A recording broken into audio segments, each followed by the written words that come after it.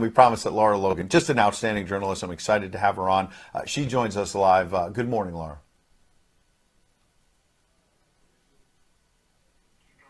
Okay. Apparently she's not quite ready yet. Let's keep it going I'm then. ready. Can you hear me? Oh, There you are. We got her. Oh, well, it's so great. We didn't see you pop up right away. Laura, great to have you this morning. I wanted to start with this breaking news overnight that it appears, and there you are. You popped up for us. It's so great to see you. The Daily Mail has a very interesting story that's saying that Vladimir Putin essentially may be running out of bullets, that he might have a week and a half, 2 weeks max. He's losing warplanes, tanks, all the rest of it. He obviously went into this thinking he was going to bulldoze his way through Ukraine. He's obviously caused a lot of destruction. Don't want to minimize the fact there's over 2 million refugees. But this has not gone as well as Vladimir Putin expected. I don't buy it for a second, Ed, I'll be honest with you. I really think that there's so much misinformation. We've never really seen anything like it. I mean, I've been covering wars now for 35 years, and I have never seen people with their nails done in the Ukrainian flag, right? I mean, we're being corralled into this box where we either have to hate Vladimir Putin and believe everything evil that's said about him and love Ukraine, and there's no in between. And that reminds me a lot of, you're either, a white supremacist, or you go with the Democrat narrative on everything under the sun. So Vladimir Putin knew exactly what he was doing when he went into Ukraine. The Russian military isn't perfect. They, for example, I've spoken to multiple defense specialists and intelligence specialists from a Defense Intelligence Agency who've studied the Russian military for years. They do have a difficulty mounting complex air operations because they do very little training hours in comparison to, for example, the United States air assets, right, our fighter jet pilots. But Russia is not struggling. What Russia has done from the very beginning has been very strategic. They didn't go straight to Kiev. They went to all those bioweapons laboratories that are scattered all over the country. Some of them they built, so they know where they are. They've known where they are since the Soviet Union, because under the Defense Threat Reduction Program, we went in after the fall of the Soviet Union and supposedly turned those facilities from bioweapons labs into public health labs. Although, these days it's hard to believe anything that our leaders tell us, because they've lied about COVID, they lied about Russia collusion, they lied about the Ukraine impeachment trial, and there's so much more going on in Ukraine that nobody is talking about. You see such dishonesty when it comes to the history of Ukraine. You see dishonesty when it comes to the Azov Battalion, which is funded by the US and NATO. I mean, you can find pictures of them online holding up the NATO flag and the swastika at the same time. Their own emblem contains the black sun of the occult, which was a Nazi SS emblem. And it also contains the sideways, lightning insignia of the SS. I mean, this is on throughout the Ukrainian military. You can see that black sun of the occult on their body armor, even on the female soldiers who are paraded in front of the world as being, such an example of Ukraine's independence and spirit and nobility. Even they are wearing the black sun of the occult.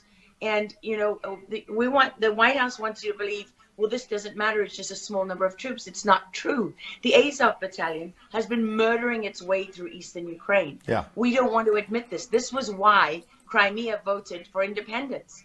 This is why Crimea wanted to be with Russia.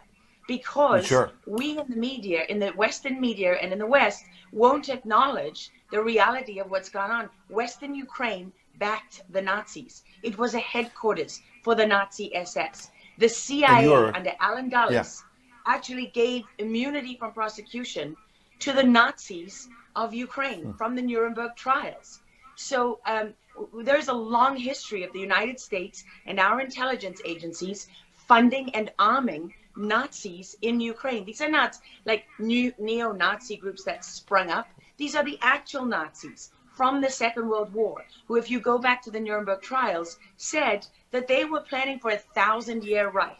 And so you have to really wonder, as you look at this, when you know that the CIA sponsored the color revolution in Ukraine in 2013 and 14, that they selected Ukraine's leaders, go to Victoria Nuland's leaked phone conversation where she and the US ambassador are deciding who can lead Ukraine.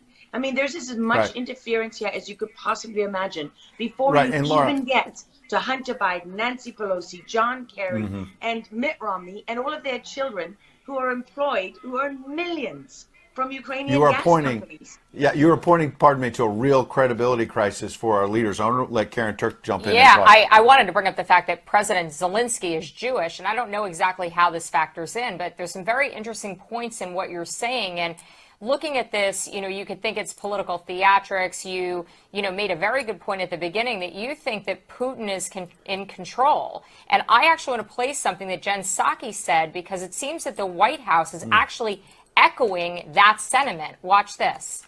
Well, the end game is really a question for President Putin. We have completely crushed his economy. We have provided military assistance, humanitarian assistance to the Ukrainians, enabling them to fight back for far longer than the Russian leadership anticipated. And again, he has to determine what the path forward looks like for him. Thanks, everyone. He's determining what this looks like, and I think that's a lot of what you said, Laura. I'd love to get your thoughts on that, what you just watched. What troubles me about the moment that we're in is that we have such a selective and a narrow reading of history. President Zelensky may be Jewish, but he's not the only one in this who suffered during the Second World War, whose ancestors suffered, right? I mean, look at Putin. How many relatives did he lose in the siege of St. Petersburg? People don't know their history. They don't know what made Vladimir Putin. And I'm not I'm not defending him. I don't need to defend Vladimir Putin. My job as a journalist is to try to understand what is the truth here. I don't like being lied to.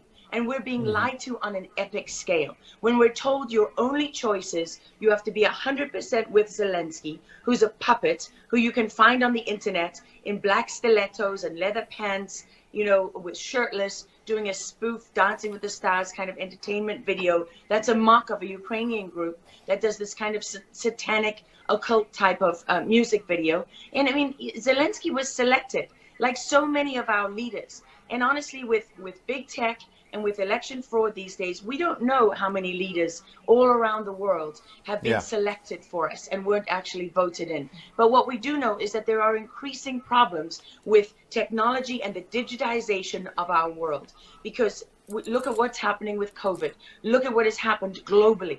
We are fighting the same battles all over the world. To pretend that this war is about Russia and Ukraine is just a barefaced lie.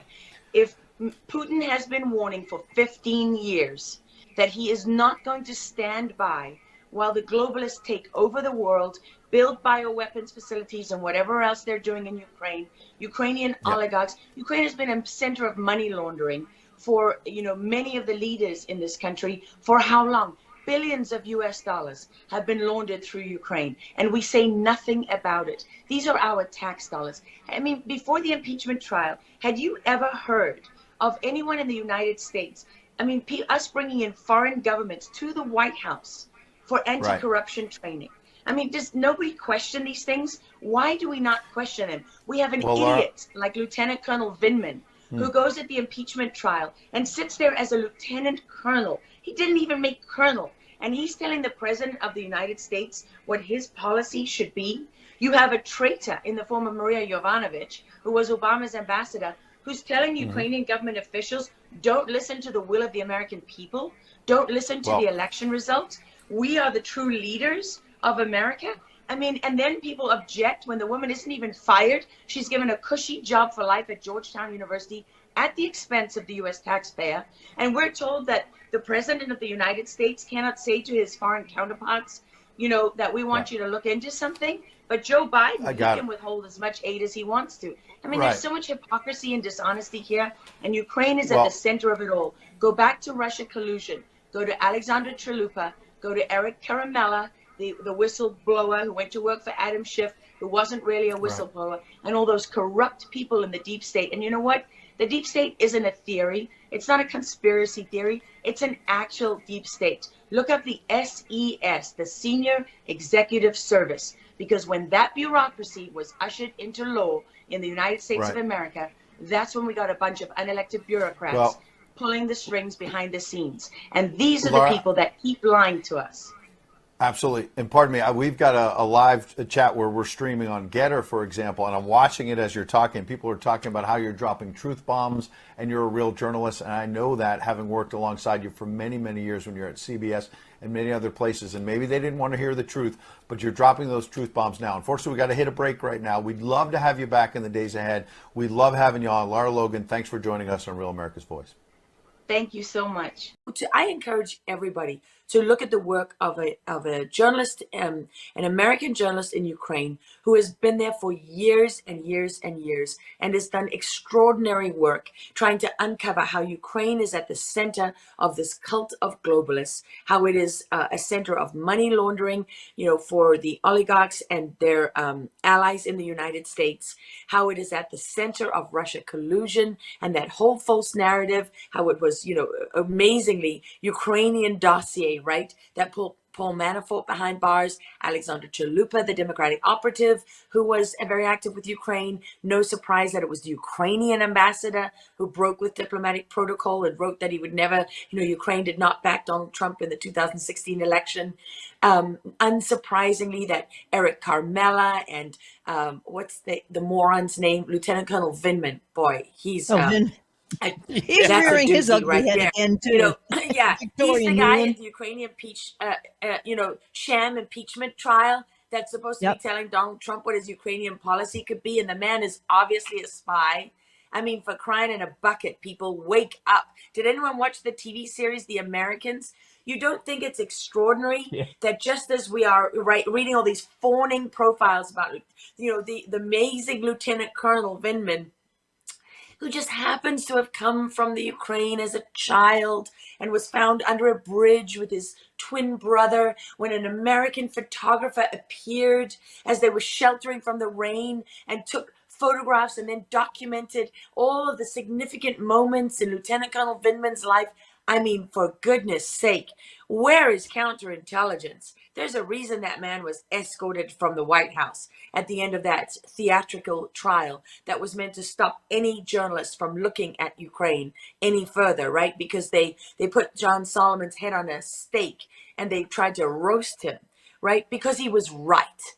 Because what he was reporting was true. Because the Open Society Foundation, through the National Endowment for Democracy, and all of these other fake NGOs that are nothing more than brown shirts and SS rolled into one, were running their radical policy through the United States Embassy, through USAID, using our tax dollars to slit our own throats. Now they're covering their tracks in Ukraine, not just hiding all the evidence of, John Kerry's son, Biden's son, Nancy Pelosi's son, Mitt Romney's son, by the way, who is as disgusting as the rest of them.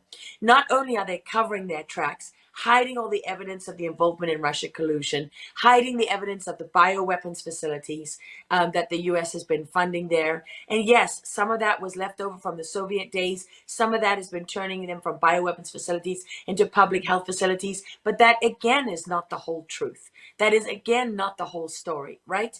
So they're covering their tracks in Ukraine. They're hiding evidence. They're exploiting the Ukrainian people to do so. Nobody is trying to de-escalate. They've got this moron as a leader who is, was an entertainer who was obviously selected because he's out there in stilettos and black leather pants doing spoof videos for Dancing with the Stars. And now we're all supposed to fawn at the altar of Zelensky, right? When he could be doing any number of things. There's all kinds of fake moments and heroes. I love how they have the ghost of Kiev, right? Who supposedly killed all these Russians. I mean, for crying in a bucket, wake up, people.